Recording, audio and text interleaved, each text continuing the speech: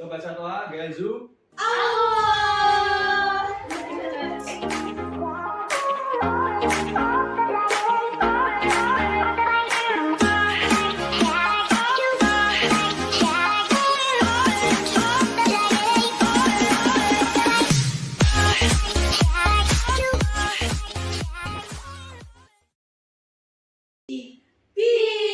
Bincang Industri Pariwisata.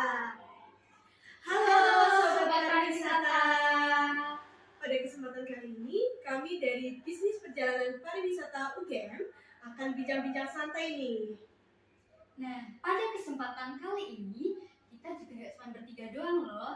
Kita ditemani stakeholder dari salah satu daya tarik wisata yang sangat populer di Yogyakarta. Bener banget. Jadi siapakah beliau? Oke, kita langsung aja yuk kepoin di Bincang Industri Pariwisata.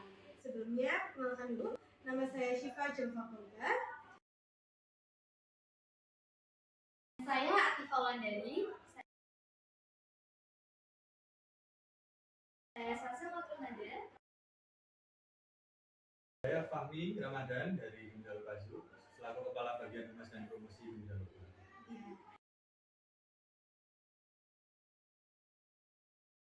Oke, untuk mempersingkat waktu dan pastinya udah banyak yang kepo ya. Kita nih mau ngulik-ngulik apa sih di Gembira Loka.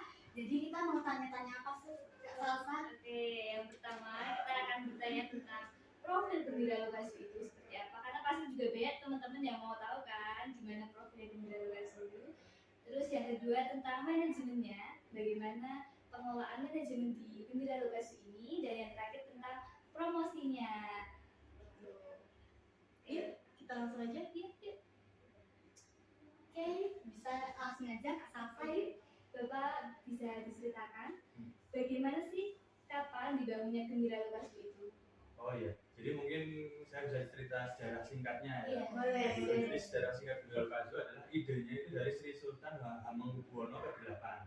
Itu ya kira-kira di tahun 1933. Jadi masih zaman Belanda dan sebagainya. Terus kemudian akhirnya diteruskan oleh Sri Sultan Hamengkubuwono ke-9 itu di tahun 1953. Jadi resminya Gembira Lokasi berdiri 10 November 1953. 10 November. Wah, Iya. baru kemarin ulang tahun Iya, ya Pak ya? betul. Wah, menarik sekali ya.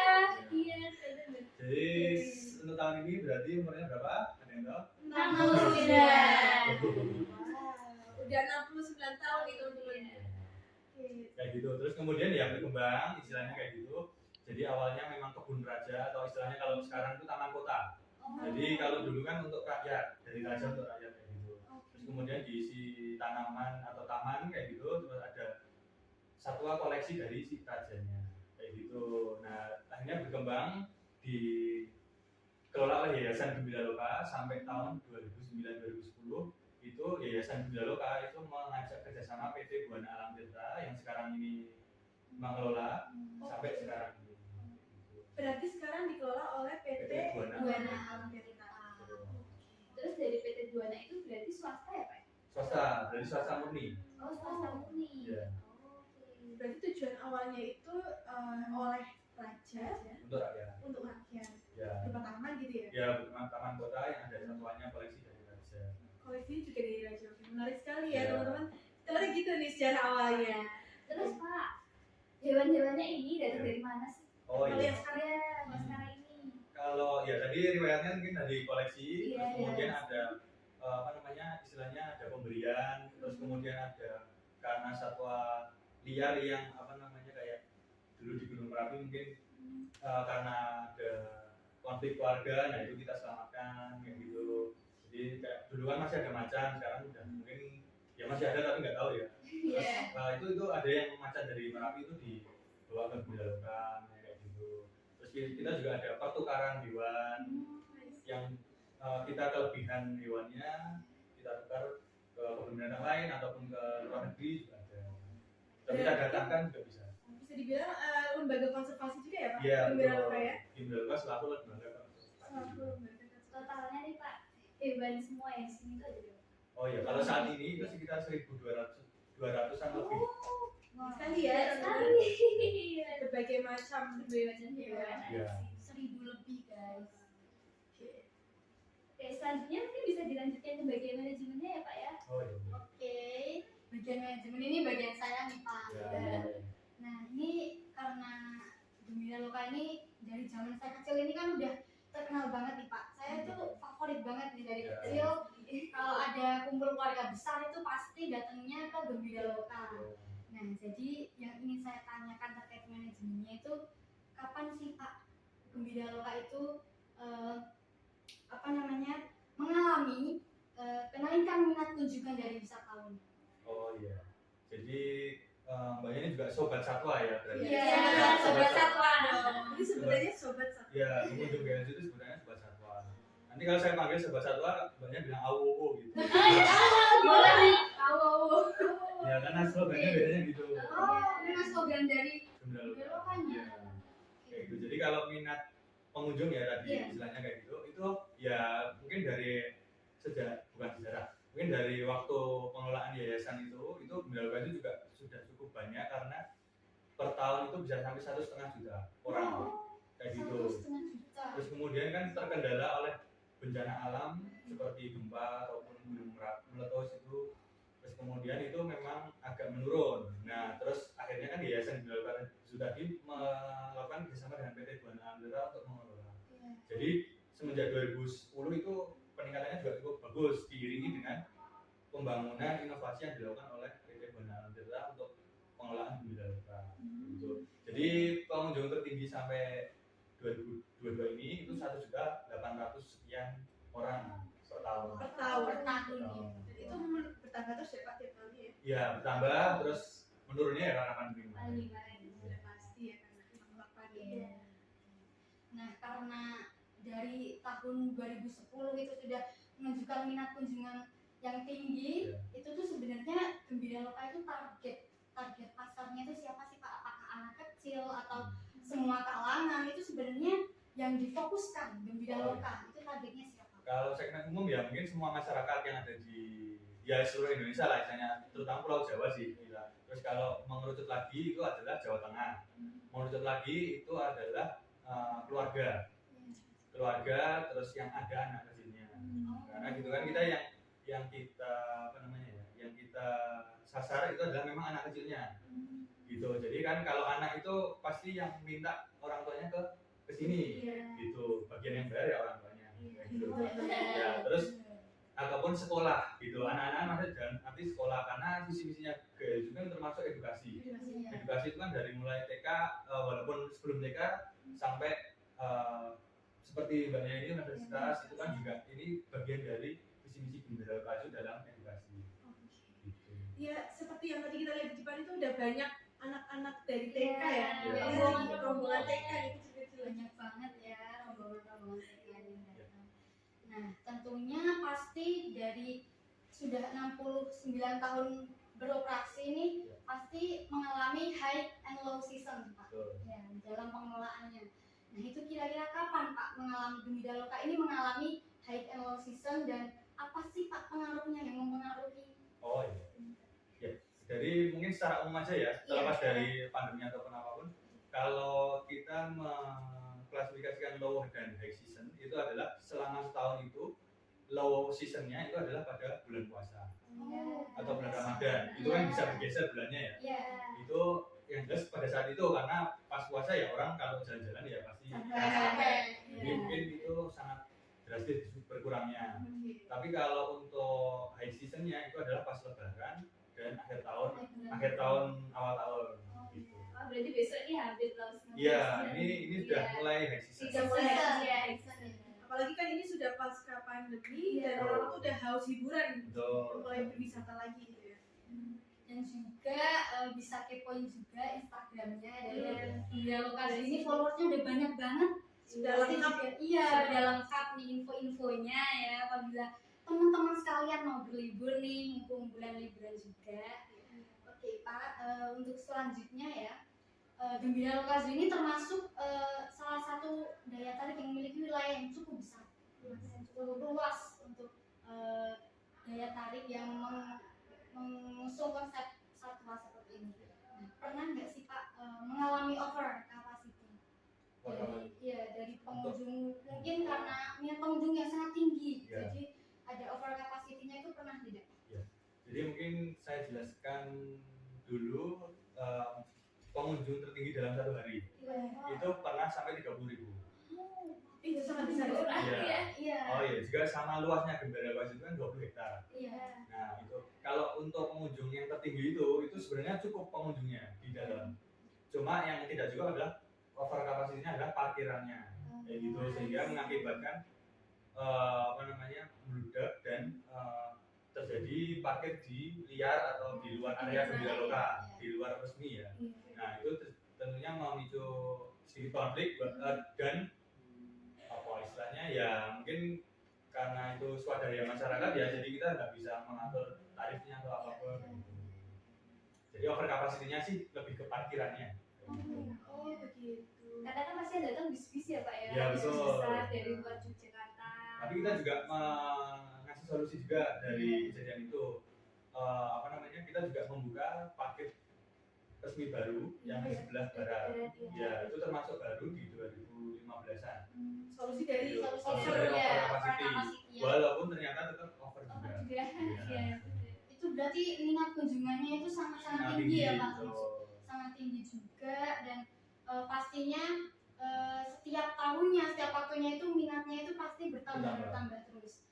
Oke, jadi seperti itu ya teman-teman, tadi dari kita sudah mengetahui bagaimana targetnya, terus kapan pertama kali minat kunjungan di Gembira Lokasi ini, terus kapan high dan low season, dan juga tadi apakah pernah mengalami over capacity-nya. Nah, karena Gembira Lokasi ini mungkin banyak juga wisatawan yang baru pertama kali datang atau mungkin baru pertama kali mengunjungi, bahkan kami tadi juga sempat kebingungan ini masuknya gimana, ini masuknya Gembira Lokasi gimana nih.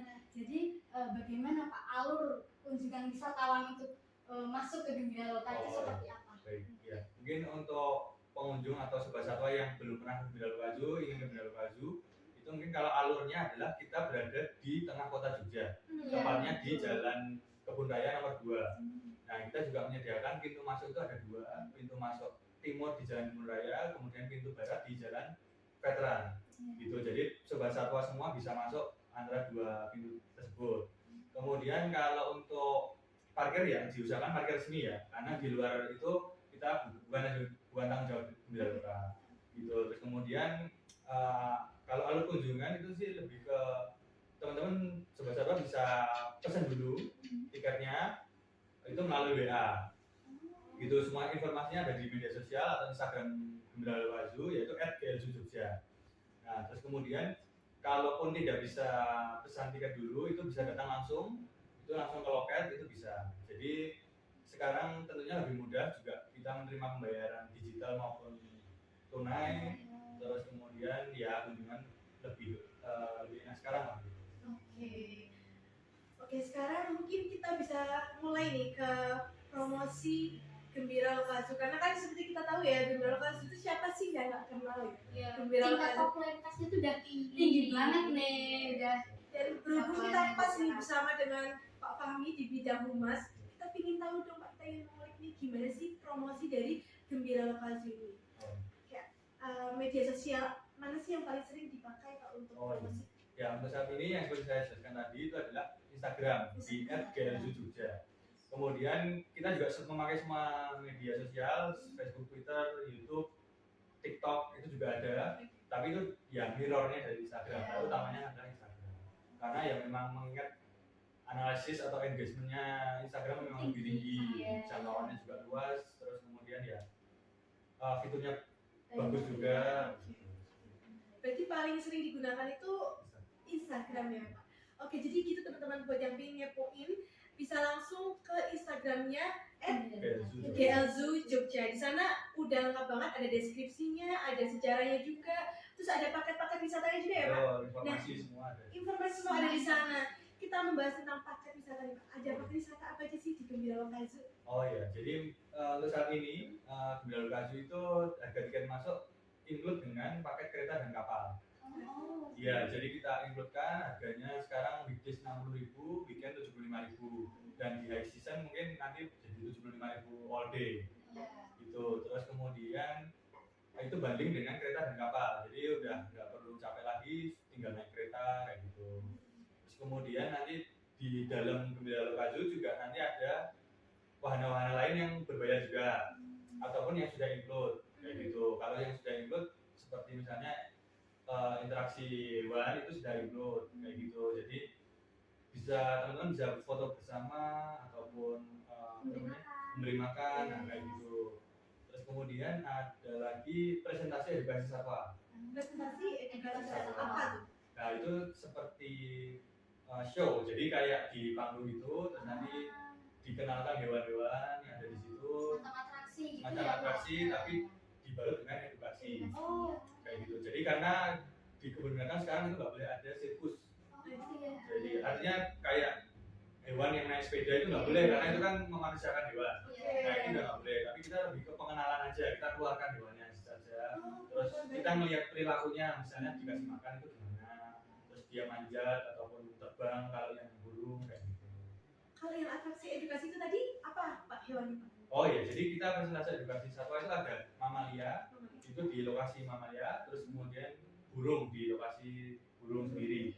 Jadi ada 2 lokasi. Nah itu nanti teman-teman bisa cari tahu informasi jadwalnya, itu nanti di melalui Instagram juga ada, ataupun nanti kalau sudah masuk ke sini juga akan tahu jadwalnya seperti apa.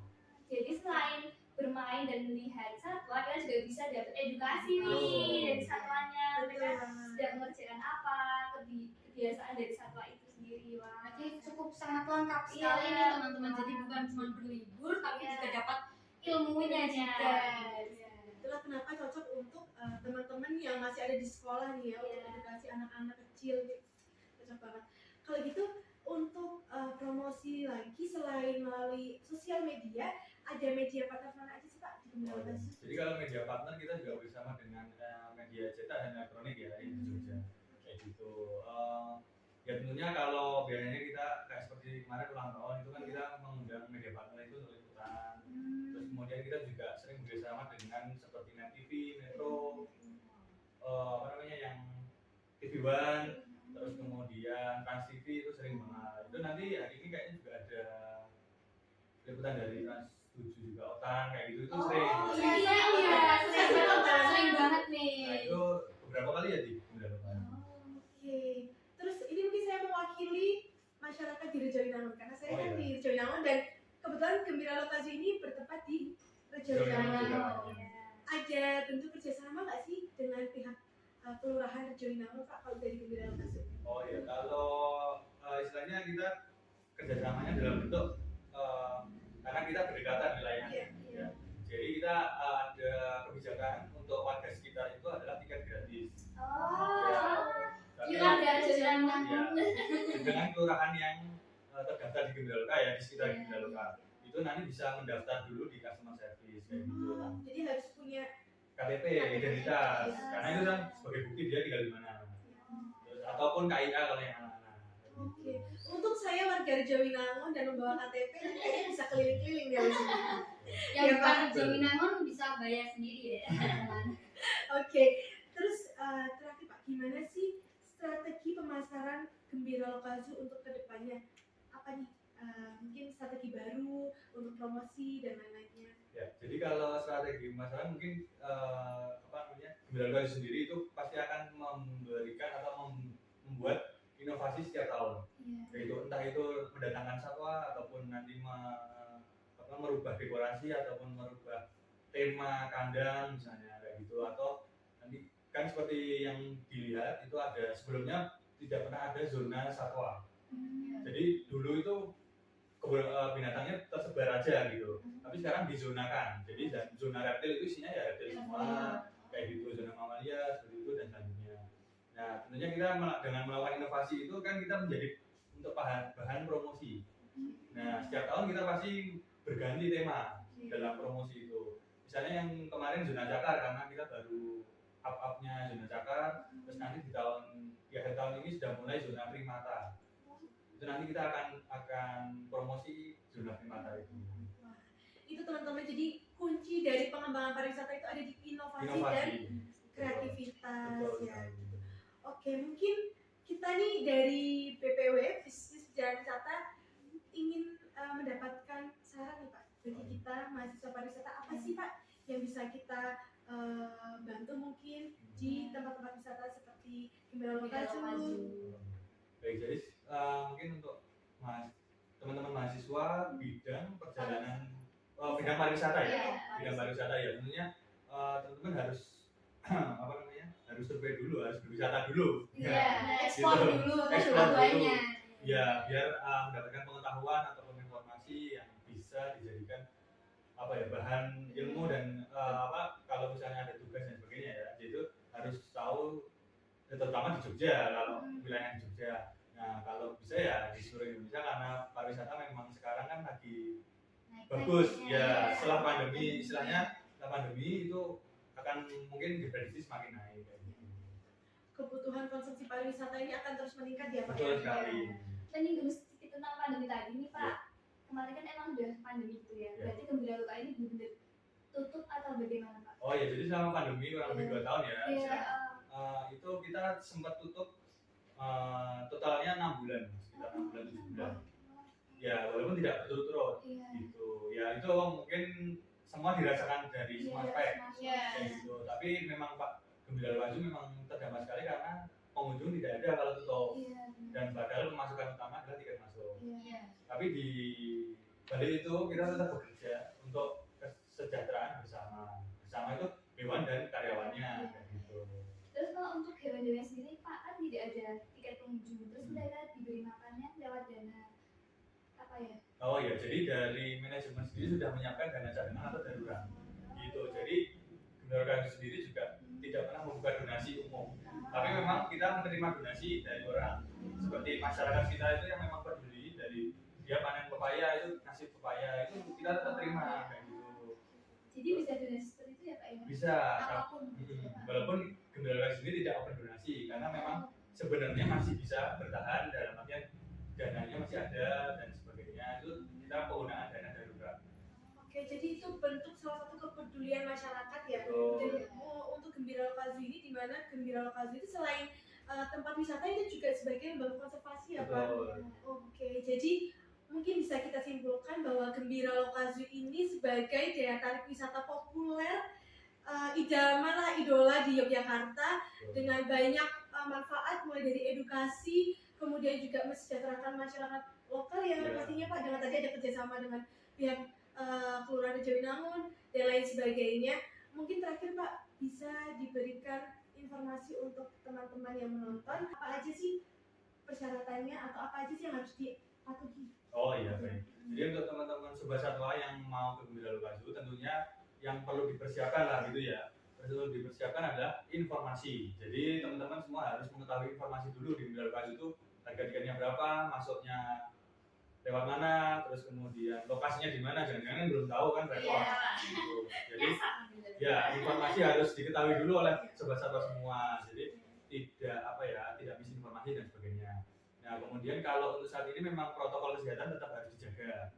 Terus kemudian kalau untuk season ini ya mungkin sedia payung sebelum hujan karena cuaca tidak menentu. Berarti di sini masih scan Peduli Lindungi atau bagaimana Pak? Ya, kalau untuk scan Peduli Lindungi nanti teman-teman bisa scan, kita sudah sediakan barcode-nya juga. Dan jangan lupa jaga jarak teman. Iya, tetap jaga jarak dan juga patuhi protokol kesehatan. Oke, untuk mengakhiri sesi bincang-bincang santai kita ini, kita ingin belajar slogannya tadi nih. Iya Pak. Sobat Satwa dong. Iya, boleh. Benar. Jadi saya panggil Sobat Satwa, nanti teman-teman jawabnya awo. Oh, gitu. Oke. Coba. Ya. Sobat Satwa, Gelzu. Jangan lupa kepoin Instagramnya Gembira Lokaju ya teman-teman untuk mendapatkan informasi lebih lanjutnya nih. Soalnya juga banyak sekali benefit yang pasti teman-teman dapatkan apabila mengunjungi Gembira Lokaju. Oke, sudah selesai nih bincang-bincang kita dengan stakeholder dari Gembira Lokaju. Semoga dari bincang-bincang kita ini dapat memberikan informasi dan dapat bermanfaat kepada teman-teman semuanya. Jadi sampai ketemu lagi di Bincang Industri Pariwisata.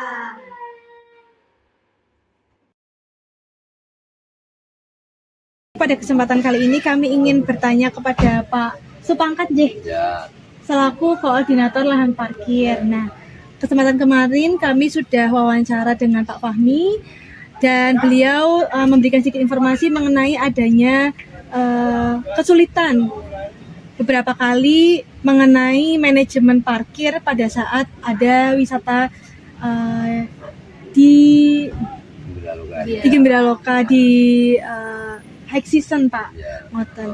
Nah, mungkin pertama yang ingin saya tanyakan adalah kalau di Gembiraloka ini lahan parkir itu di mana saja, Pak? Dan parkir kebetulan kita punya yang pertama di sini, di sebelah sisi kiri ya, sebelah sisi kiri pintu masuk dan sebelah sayap kanan pintu masuk itu ada.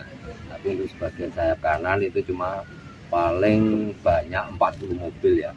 Paling banyak bisa menampung 40 mobil. Sedangkan untuk yang di sayap utara ini kan kita juga ada parkir sepeda motor. Parkir sepeda motor itu paling banyak juga kalau kita rapikan bisa mungkin 200 sepeda motor ya. Untuk yang lahan sini karena yang paling agak sulit ini yang di lahan sini untuk pembagian istilahnya areanya ya. Tapi untuk sebentar karena tadi kita sebutkan ada 2 lokasi ya, sayap kanan dan sayap kiri. Kebetulan yang di pintu barat juga ada pintu B, itu yang di sana lebih luas sedikit daripada di sini. Kebetulan untuk saat-saat ini untuk kalau hari sepi, istilahnya tidak ada weekend dan lain sebagainya, tidak hari libur, itu kita cukup menampung Mbak untuk area yang di sayap kanan dan sayap utara itu saja. Mungkin nanti kalau tidak muat untuk hari-hari biasa mungkin bisa di luar karena untuk pengunjung itu juga tidak terduga ya sama sekali. Kebetulan untuk hari ini sepi tapi tidak tahu untuk besoknya tahu-tahu berubah. Kebetulan untuk cara pembagian mungkin dari petugas sendiri ya, petugas sendiri mungkin kalau yang di sisi sayap kanan bisa 1 orang, kalau yang di sayap kiri ini itu paling tidak ya 5 atau 4 orang. Mungkin kalau hari biasa ya 3 orang sudah cukup parkir motor untuk yang pembagian tiket dan untuk penataan yang di lokasi. Dan yang di sini itu kalau repotnya itu kalau pas liburan karena bis banyak yang datang, sedangkan kita lahannya cuma sedikit. Kebetulan bersamaan dengan mobil misalkan ya, bersamaan dengan mobil. Nah itu mungkin kalau keduluan mobilnya ya untuk bisnya mungkin kita menampung cuma sedikit di jalan dan lain sebagainya gitu. Nah nanti untuk antisipasi keramaian bisa dialihkan di B, mungkin bisa konfirmasi dengan di bagian loket ya, misalkan ada dadakan mungkin hari ini ada sekian bis, misalkan ada sekian bis kemudian sini tidak ada, kita lempar dari ke barat. Mungkin bisa juga kalau kerepotan mungkin penumpangnya turun di sini, bisnya kita parkir di pintu B. Ngoten berarti ada 2 lahan parkir nggih, Pak? 3. Oh, 3 nggih. Ya. Sayap kanan, sayap kiri dan di pintu B. Ya. Jadi lahan di Gembiraloka ini sudah cukup luas ya, Pak? Ya, sudah. cukup. Iya, cukup luas. Ada 3 lokasi. Ya, 3 lokasi. Ya, 3 titik. Nah, namun waktu penuh, Pak, waktu penuh itu langkah pertama yang dilakukan Bapak sebagai koordinator ya Pak, koordinator parkir itu bagaimana Pak? Ya waktu baru kita harus ada istilahnya pemberitahuan yang mungkin di penjagaan pos pertama itu kita ya ada pakai tulisan atau apa, mohon maaf dan pemberitahuan lesal karena di sini sudah ada mencukupi, bisa dialihkan ditutupi sampai kita memberikan suatu dinas lah, peta istilahnya untuk perjalanan menuju pintu B karena kan letaknya beda. Mungkin sambil diarahkan, sambil kita kasih peta itu bisa untuk ditampung di pintu B. Kalaupun pintu B nanti juga tidak muat, di sisi luar kan ada mungkin dari pihak pengelola parkir yang swasta ya istilahnya, bukan Gembiraloka. Cuman untuk tiket kan jelas lain, nanti kan kita cuma beritahu pada pengunjung besar parkir itu kan sudah sama dengan yang Gembiraloka, mungkin lebih besar dari sana, entah seberapa kita juga tidak tahu karena mereka yang menentukan, cuma itu cara pembagiannya. Berarti sudah ada koordinasi dari pihak-pihak ya Pak untuk mengatur agar pengunjung tidak meluap jadi dan parkirnya juga tertata. Ya, Jadi dari koordinasi dari loket, dari parkirnya juga sudah bekerja sama gitu ya. kira gitu, karena mungkin ada pengunjung yang sudah reservasi loh. Sebelum ke sini kan ada reservasi, ada berapa rombongan, misalkan 200, 300, 500, kita akan berikan jumlah jauh, berarti nanti ada 3 bis, 2 bis, seperti itu loh. Iya. Karena 600 berarti nanti 12 bis misalkan kita harus mengosongkan lokasi itu. Nah, mungkin untuk dialihkan ke yang datang pertama kita alihkan yang di sisi seperti ini, yang di samping ini mungkin nanti yang sudah ada pesanan bis, nah kita udah siapkan lahan kosongnya seperti itu. Mungkin juga kalau banyak mungkin juga disiapkan di tutup bisnya. Oke, untuk sumber daya manusianya sendiri nih Pak, ada berapa anggota sih Pak di bawah naungan Bapak ini?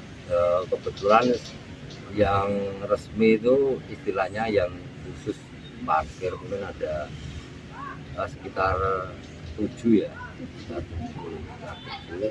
Dan untuk mungkin kalau nanti ada tenaga lain bantuan dari departemen tersendiri, mungkin dari marketing merasa di sini kurang atau kita minta ya, kalau kekurangan memang kita minta. Kalau di setiap weekend kan saya kanan kiri buka, pintu B juga buka. Nah, kebetulan kalau pas rame paling tidak sana ya juga 3 sampai 4 personil.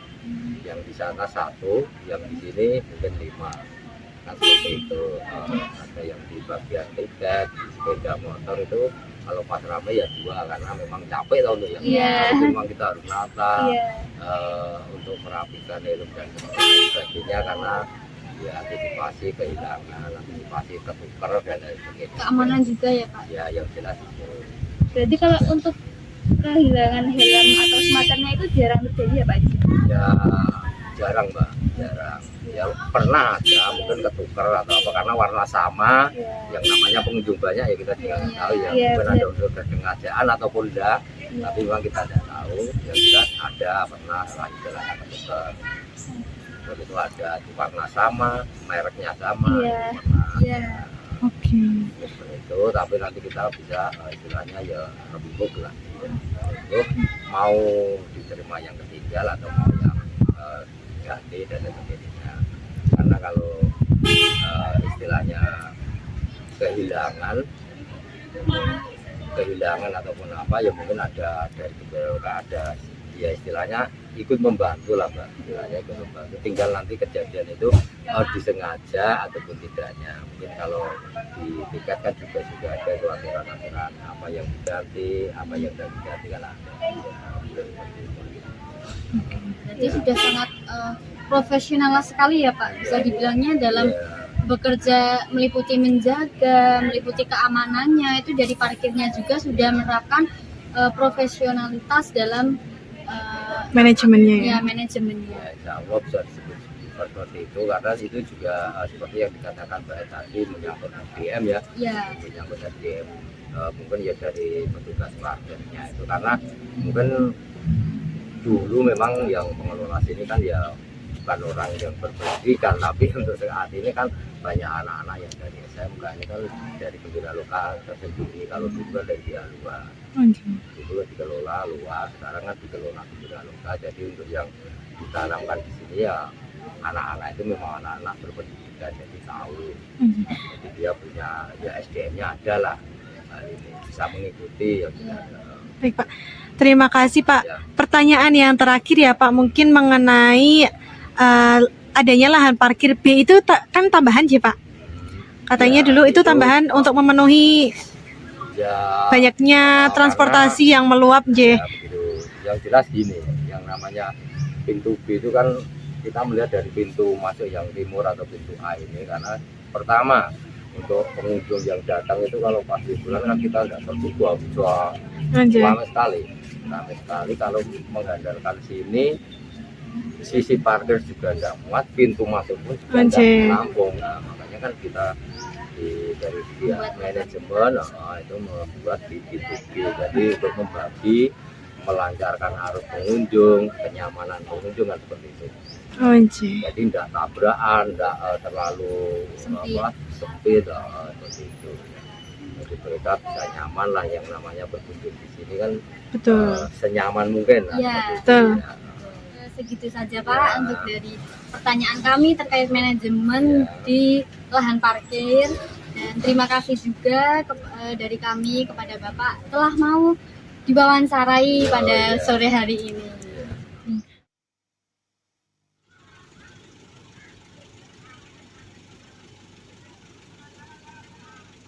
Got me, baby, I got your back. Looking at you, thinking about all of the ways that you know me. I can't get enough. We got the future burning the past, good and the bad, making it last. We are what I want and I want what I already got. When you come through the room, I know that you know if you fall, I will be there. Let's light up like the moon. Yeah, we take it off, make it even brighter. That's what I like about you. Hey, that's what I like. Tell me what you gonna do. Hi guys, what are you doing in here? Here, Okay. What do you see?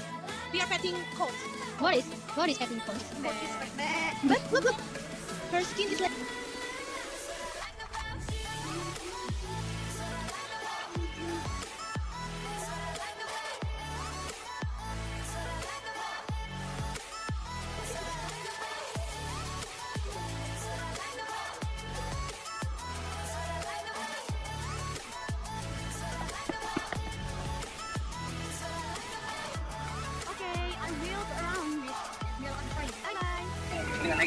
Okay guys, now I'm Kate on the train of Gembira Lokasi.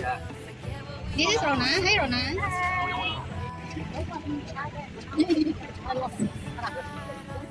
Okay, we stop at see the elephants in here. Guys, what is? Wow.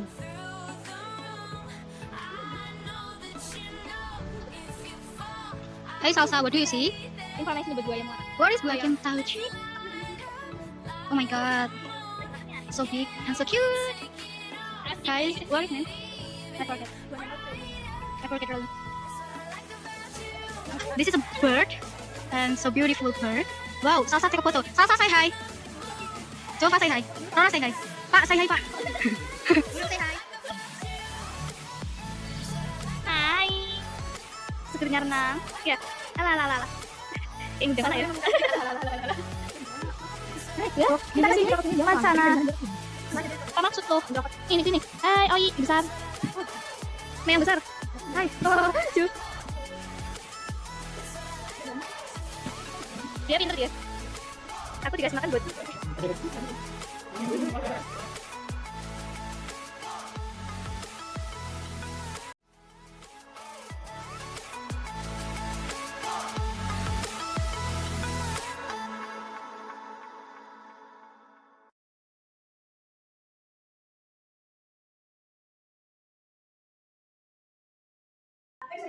Sampai jumpa di episode selanjutnya. Terima kasih. Oke. Mungkin ada satu lagi maksudnya. Tadi. Oh, ada tadi. Itu apa di Skopi? Iya, Pak. Satwa. Satwa dong. Iya, boleh. Betul nggak? Jadi saya panggil sebuah satwa, nanti teman-teman jawabnya Alwowo. Oh, gitu. Oke. Coba. Ya. Sobat satwa, Gelzu. Jangan.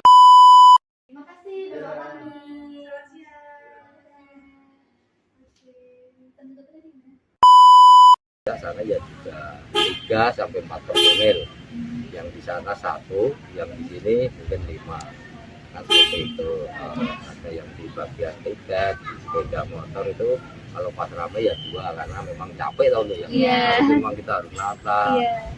Kalau istilahnya kehilangan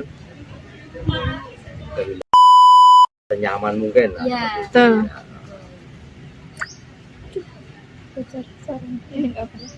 Ya. Oke.